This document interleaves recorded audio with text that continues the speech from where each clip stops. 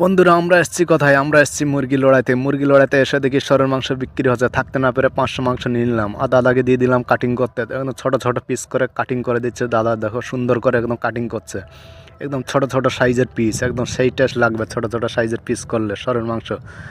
দেখো কত সুন্দর করে পিস পিস করে দিয়েছে দাদা, একদম ছোট ছোট পিস করে। তারপরে জলের মধ্যে ধুয়ে নিচ্ছে, দেখো একদম পরিষ্কার করে ধুয়ে নিচ্ছে। একদম পরিষ্কার করে ধোয়ার পরে আমরা এখন রান্না করব শরের মাংস। একদম সেই টেস্ট লাগবে বন্ধুরা, দেখতে পাচ্ছে একদম ভালো করে দাদা পরিষ্কার করে নিয়েছে একদম শরের মাংস একদম।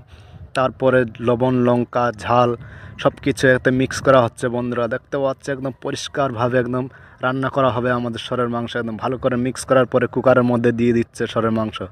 দেখতে পাচ্ছ কুকারের মধ্যে দিয়ে একদম ভালো করে পাকানো হয়ে গেছে বন্ধুরা। একদম ভালো করে পাকানোর পরে কিছুটা লঙ্কা দিয়ে দিয়েছে। তারপরে দেখো একদম শরের মাংস পেকে রেডি হয়ে গেছে আমাদের। তারপরে আমাদের দিয়ে দিয়েছে শরের মাংস। দেখো সেই টেস্ট, একদম সেই টেস্ট শরের মাংস বন্ধুরা। দেখতে পাচ্ছ কারা কারা খেতে ভালোবাসে আমাদের কমেন্ট করে অবশ্যই জানাবে।